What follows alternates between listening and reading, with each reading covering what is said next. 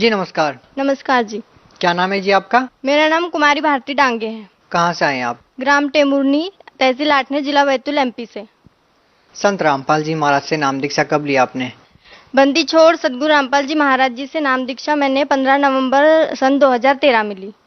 क्यों लिया आपने संत रामपाल जी महाराज से नाम दीक्षा? बंदी छोड़ सदगुरु रामपाल जी महाराज जी से नाम दीक्षा लेने से पहले हम सभी देवी देवताओं की पूजा करते थे और सभी देवी देवताओं की पूजा करने के साथ साथ जय गुरुदेव पंथ से जुड़े थे।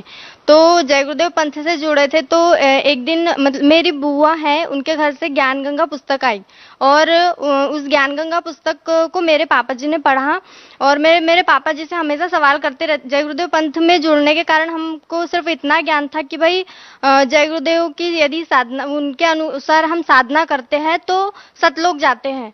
तो लेकिन उस सतलोक की सही जानकारी हमको बिल्कुल नहीं थी। वो सिर्फ इतना बताते थे कि सतलोक में सतपुरुष हैं और हमें उनके पास साधना करके जाना है।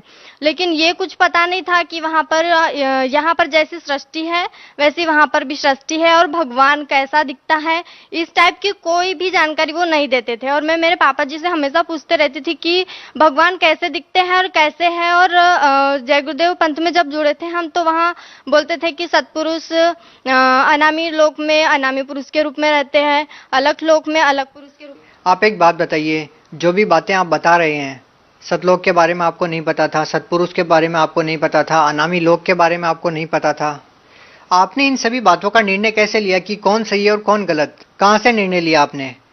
जब ज्ञान गंगा पुस्तक हमारे घर पर आई तो मेरे पापा जी ने बरसात के टाइम में उस ज्ञान गंगा पुस्तक को पढ़ना चालू किया। क्योंकि आप एक और बात बताइए यहाँ पे कि जितने भी संत रामपाल जी महाराज के अनुयायी हैं वो ज्ञान गंगा पुस्तक का हवाला देते हैं। हम आपसे ये पूछना चाहते हैं कि आखिर ज्ञान गंगा पुस्तक को इतना ऑथेंटिक कैसे माना जाता है? क्यों हर बात जो ज्ञान गंगा पुस्तक में लिखी होती है उसको ही सच माना जाता है? क्योंकि ज्ञान गंगा पुस्तक में जो कुछ भी लिखा है वो ऐसे ही किसी ने भी बोल दिया और ऐसे ही नहीं लिख दिया गया है। जो भी ज्ञान गंगा पुस्तक में लिखा है तो ये जो हम बोलते हैं कि भाई हम हिंदू धर्म से बिलोंग करते हैं, कोई बोलता है कि हम मुस्लिम धर्म से बिलोंग करते हैं, तो ये जितने भी धर्म है तो ये सभी धर्मों का कोई ना कोई आधार है और इनका आधार इनके सदग्रंथ है। तो सभी धर्म के जितने भी सदग्रंथ है उन सभी सदग्रंथों का उसमें प्रूफ है, न कि किसी की कही सुनी बातें लिखी है। बहन जी, हम आपसे एक और बात जानना चाहते हैं कि पहले आप जय गुरुदेव पंथ से जुड़े हुए थे, अब आपने संत रामपाल जी महाराज से नाम दीक्षा ले ली है, तो जय गुरुदेव पंथ में व संत रामपाल जी महाराज द्वारा दिए गए ज्ञान में आपको क्या भिन्नता नजर आती है? जय गुरुदेव पंथ में जब हम थे और उनकी साधना करते थे तो वो जो नाम हमें देते थे, पहला ओम रारंग सोंग सतनाम, तो वो जब उसका उन्होंने विधि ये बताई थी कि एक मतलब जब भी टाइम मिले तो मतलब बैठकर भक्ति करना है, हठ योग करना है, माला जाप करना है, कान में उंगली डालकर एक जगह बैठना है, मतलब कान और आंख दोनों बंद करके वो साधना करना है और तभी हम भगवान को देख सकते हैं।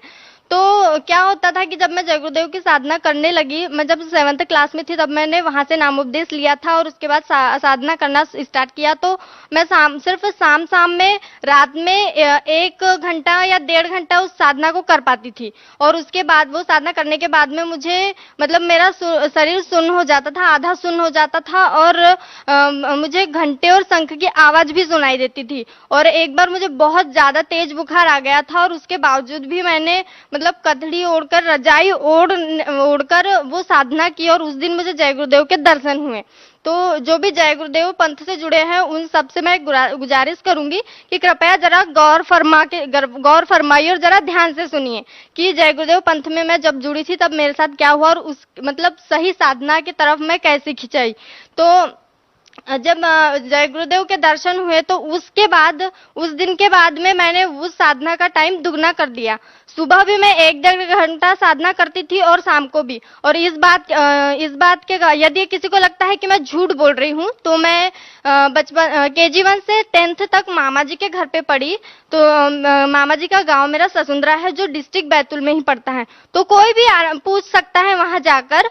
और जब मैं साधना करती थी उसके बाद में मेरे घर पे 10th के बाद में मैं मेरे घर पर आई टेम्बुर्नी और उसके बाद पापा जी ने ज्ञान गंगा पुस्तक पढ़ी। और फिर उसमें हमको सतलोक के बारे में जानकारी हुई कि सतपुरुष कौन है और वो कैसे है और कौन मतलब उनका नाम क्या है। उसका पता चलने के बाद उसमें ज्ञानगंगा पुस्तक में एक चैनल का नाम लिखा हुआ था जिस पर बंदी छोड़ सदगुरु रामपाल जी महाराज जी का सत्संग आता है। हम सब लोग सत्संग सुनने गए। वहाँ सत्संग में हमने देखा, एक दिन प्रसंग आया कि भाई राधा स्वामी पंथ के बारे में बता रहे थे वो, और उन जगतगुरु तत्वदर्शी संत रामपाल जी महाराज जी ने ये बताया कि राधा स्वामी पंथ से ही निकली एक शाखा जय गुरुदेव पंथ, जय गुरुदेव है। तो मतलब ये राधा स्वामी और जय गुरुदेव ये एक ही पंथ हुआ। तो उसमें उन्होंने एक बुक खोली और वो एक तुलसीदास हाथरस वाले की थी, जो जिसको क्या घट रामायण बोलते हैं। तो उसमें लिखा था कि पांचों नाम काल के जानो और तब दानी मन शंका आनो, उसमें ऐसा लिखा था। तो हम ये बात हमारे को सबसे ज्यादा खटकी कि जब ये खुद ही इस बात की गवाही दे रहा है, इस पंथ की जो मेन बुक है वो इस बात की खुद गवाही दे रहे हैं कि हम जो नाम जाप कर रहे हैं वो काल के हैं। मतलब कि हम सतलोक वतलोक तो फिर कहीं से कोई गारंटी नहीं है कि भाई हम सतलोक जाएंगे, जब इसमें पहले ही लिखा है कि ये जब ये नाम से जाप करने से हम काल के मुंह में जाएंगे। सीधा ही लिखा है ना कि भाई काल के नाम दिए गए हैं ये। तो फिर हमने सत्संग, धीरे धीरे सत्संग सुना, हमको ज्ञान हुआ कि वास्तव में सतलोक क्या है, परमेश्वर क्या है। फिर उसके बाद में हम बंदीछोड़ सदगुरु रामपाल जी महाराज जी से नाम उपदेश लेने गए, उनसे नाम उपदेश लिया। आप एक बात बताइए कि मानव जीवन में गुरु का बनाना बहुत जरूरी होता है, जो कि आपने बनाया जय गुरुदेव जी को। लेकिन कहा यह जाता है कि गुरु नहीं बदलना चाहिए, गुरु बदलना पाप होता है। आपने पहले जय गुरुदेव जी को गुरु बनाया, फिर आपने संत रामपाल जी महाराज को गुरु बनाया। क्या आपको नहीं लगता कि कहीं न कहीं आपने गुरु बदल के पाप किया है, कोई गलती की है? जी नहीं, मुझे बिल्कुल ऐसा नहीं लगता है कि मैंने गुरु बदल के कोई पाप किया है। जय गुरुदेव की जब हम साधना करते थे तो हमारे घर पर उनकी सारी बुकें रखी हुई थी। तो उसमें से एक पुस्तक हमारे घर पर भी थी और बंदीछोड़ सदगुरु रामपाल जी महाराज उस पुस्तक को खोल कर बता रहे थे, और उस पुस्तक का नाम था जय गुरुदेव की अमरवाणी भाग 2। तो उसमें लिखा हुआ था, उसमें एक संत के बारे में जय गुरुदेव ने भविष्यवाणी की थी कि एक ऐसा संत या एक ऐसा पुरुष जन्म ले चुका है जिसकी सबको जरूरत है, जिसका सबको बेसब्री से इंतजार है, और वही एक ऐसा संत है, वही पूर्ण संत है जो इस पूरे विश्व को सुधार सकता है या परिवर्तन ला सकता है। तो ये बात भी हमको खटकी और वो पुस्तक हमारे घर पर रखी हुई थी। तो हमने सत्संग सुना और उसके बाद में हमने वो मिलाया और तभी हम बंदीछोड़ सदगुरु रामपाल जी महाराज जी से जुड़े। और जय गुरुदेव ने भी इस महान पुरुष की भविष्यवाणी की है, तो इसमें तो फिर कोई शक की गुंजाइश ही नहीं होती कि हमने गुरु बदल लिया या हमने गुरु की आज्ञा का पालन किया नहीं किया। जय गुरुदेव ने भी कहा था कि जब वो संत, यदि मैं उस संत का पता बता दूं तो सब लोग वहां पर भीड़ कर देंगे, अभी से भीड़ करना प्रारंभ कर देंगे और जनता को संभालना मुश्किल हो जाएगा। यहाँ पे हम आपसे एक और बात जानना चाहते हैं कि आपने जय गुरुदेव जी से नाम दीक्षा लेने के बाद संत रामपाल जी महाराज से नाम दीक्षा ली। ये तो रही आध्यात्मिक मार्ग की बात। लोग भक्ति इसलिए करते हैं कि उनको शारीरिक लाभ भी हो, मानसिक लाभ हो, आर्थिक लाभ हो। आपको संत रामपाल जी महाराज से नाम दीक्षा लेने के बाद क्या लाभ मिले? सब लोग आध्यात्मिक लाभ को तो बाद में ही गिनते हैं, पहले तो आर्थिक शारीरिक लाभ को या मानसिक लाभ को पहले देखते हैं। तो मैं उस चीज को पहले बताना चाहूंगी कि मुझे बंदीछोड़ सदगुरु रामपाल जी महाराज जी की शरण में आने से पहले जो ये मधुमक्खी होती है, जो इसके काटने से मुझे बहुत मतलब एलर्जी थी, उससे रिएक्शन होता था, बहुत ज्यादा खुजली होती थी और बहुत ज्यादा मतलब इस शरीर के पूरे पार्ट अंदर से भी खुजली होती थी और जलन महसूस होती थी।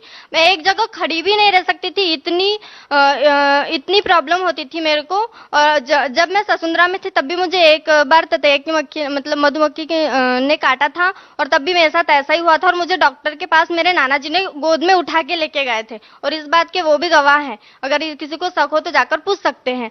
और अब रही बात बंदी छोड़ सदगुरु रामपाल जी महाराज जी के शरण में आने के बाद की, तो मुझे बंदी छोड़ सदगुरु रामपाल जी महाराज जी के शरण में आने के बाद मुझे एक बार ततैया की मक्खी ने काटा और उसका रिएक्शन भी हुआ। और फिर जो बंदी छोड़ सदगुरु रामपाल जी महाराज जी चरणामृत और प्रसादी देते हैं, वो मैंने खाई तो एकदम तुरंत ही असर हुआ उसका, मैं एकदम ठीक हो गई। जबकि उनके उनसे नाम उपदेश लेने से पहले जब तक मैं गोली दवाई नहीं लेती थी, मुझे इंजेक्शन नहीं लगते थे, तब तक मुझे आराम नहीं होता था। और आर्थिक स्थिति अच्छी हो गई, बहुत अच्छी हो गई। हमने कभी सपने में भी नहीं सोचा था कि हमारा घर बनेगा, तो परमात्मा की दया से हमारा बहुत अच्छा घर बन चुका है, गांव में सबसे अच्छा घर है। और बंदी छोड़ सदगुरु रामपाल जी महाराज जी की शरण में आने से पहले मेरे पापा जी नशा करते थे, तंबाकू गुटखा बहुत ज्यादा सेवन करते थे, और उसकी वजह से मेरे पापा जी के दांत टूट गए हैं सामने के। तो अब खाना खाने में प्रॉब्लम होती है। तो बंदी छोड़ सदगुरु रामपाल जी महाराज जी के शरण में आने के बाद उन्होंने नशा कम्प्लीटली छोड़ दिया है, और अब हम बहुत अच्छे से रह रहे हैं, कोई किसी प्रकार का कलेश घर में नहीं होता है, और अब सुखी जीवन जी रहे हैं। बंदी छोड़ सदगुरु रामपाल जी महाराज मुझे सतलोक लेके गए, और जब मैं सतलोक में गई तो परमात्मा मेरे आगे आगे चल रहे थे। दोनों तरफ पहाड़ी थी, वहां पर बहुत अच्छे अच्छे पेड़ पौधे लगे थे, और उन पेड़ पौधों में से छोटी छोटी ऐसी रोशनी बहुत प्यारी निकल रही थी। और एक उसमें से एक पौधे को मैंने छूकर देखा था, तो वो इतना सॉफ्ट था कि आज तक मैंने ऐसी कोई भी चीज को हाथ मतलब छूकर देखा तो मतलब ऐसी सॉफ्टनेस मुझे यहाँ पर फील नहीं हुई। तो बंदी छोड़ सदगुरु रामपाल जी महाराज मेरे सामने चल रहे थे और मैं उनके पीछे जा रही थी। पानी के ऊपर से चल रहे थे हम लोग, और फिर परमात्मा बंदी छोड़ सदगुरु रामपाल जी महाराज जी ने मुझे कबीर साहिब जी के सिंहासन के पास ले गए, और वहां पर बंदी छोड़ सदगुरु रामपाल जी महाराज जी कबीर साहिब के सिंहासन के साइड में खड़े हो गए, और मैं उनके सामने कबीर साहिब के सामने खड़ी थी। तो क्या हुआ, देखते ही देखते क्या हुआ कि बंदी छोड़ सदगुरु रामपाल जी महाराज कबीर साहिब के शरीर में समा गए, और फिर अकेले कबीर परमात्मा रह गए। फिर कबीर परमात्मा का शरीर बंदी छोड़ सदगुरु रामपाल जी महाराज जी के रूप में चेंज हो गया। फिर बंदी छोड़ सदगुरु रामपाल जी महाराज जी कबीर साहिब के रूप में चेंज हो गए। फिर तब मुझे वहां पर समझ आया कि जो बंदी छोड़ सदगुरु रामपाल जी महाराज जी हमारे बीच यहाँ धरती पर रह रहे हैं, यही खुद कबीर परमात्मा है, और यही भगवान है जिसे मैं बचपन से तलाश रही थी। तो मैं जय गुरुदेव पंथ से जितने भी लोग जुड़े हैं, और वो बैठकर साधना कर रहे हैं और अपना समय बर्बाद कर रहे हैं और अपना शरीर गला रहे हैं, तो मैं उन सबसे प्रार्थना करना चाहूंगी कि आप एक बार बंदी छोड़ सदगुरु रामपाल जी महाराज जी की शरण में आए, और जिस सतपुरुष की, जिस परमात्मा को देखने के लिए, उनसे मिलने के लिए आप तरस रहे हैं, वो बंदी छोड़ सदगुरु रामपाल जी महाराज जी धरती पर आ चुके हैं, परमात्मा कबीर साहब आ चुके हैं, और वो आपके लिए पल के बिछाए खड़े हैं। आप भगत समाज को क्या संदेश देना चाहेंगी? आप एक महिला होने के नाते उन महिलाओं को क्या कहना चाहेंगे? उन लड़कियों को क्या कहना चाहेंगे जो अपने पिताजी, अपने पति के नशे को लेकर बहुत परेशान रहते हैं? उन लोगों को क्या कहना चाहेंगे? मैं उन सभी माताओं बहनों को सिर्फ यह प्रार्थना करना चाहती हूँ कि यदि आप अपने पापा जी का या भाई का नशा छुड़वाना चाहते हैं, तो आप बंदी छोड़ सदगुरु रामपाल जी महाराज जी जो ज्ञान बताते हैं, चैनल पर सत्संग आता है, तो आप उनका ये सत्संग सुनकर देखें, और आपके घर पे जो भी धार्मिक सदग्रंथ रखे हुए, चाहे वो हिंदू धर्म के हो, चाहे मुस्लिम धर्म के हो, चाहे अन्य किसी भी धर्म के हो, बंदी छोड़ सदगुरु रामपाल जी महाराज जी सभी धर्मों के सदग्रंथों को खोल कर दिखाते हैं। ऐसा नहीं कि भाई उन्होंने बोल दिया या हमने सुन लिया, बस यही तक खत्म नहीं हो जाती उनकी बात, वो खुद खोल के दिखाते हैं, और आप उन सदग्रंथों को अपने घर पर मिला सकते हैं यदि आपको किसी भी प्रकार का डाउट है तो। और आप यदि अपने भाई पापा, मतलब आज तो ऐसा समाज हो गया है कि बहनें भी नशा करने लग गई हैं, भाइयों की तो बात ही छोड़ो। तो यदि कोई आप खुद नशा छोड़ना चाहते हैं या किसी का छुड़वाना चाहते हैं, तो आप बंदी छोड़ सदगुरु रामपाल जी महाराज जी का सत्संग देखिए, तब आपको ज्ञान होगा कि ये नशा कैसे छूटता है और कौन छुड़वा सकता है। तो आप बंदी छोड़ सदगुरु रामपाल जी महाराज का सत्संग सुनकर, ज्ञान समझकर उनकी शरण ग्रहण कीजिए, भक्ति कीजिए, तभी इन सभी दुखों से आपको छुटकारा मिल सकता है। बहुत बहुत धन्यवाद। हाँ जी, सच्चाई।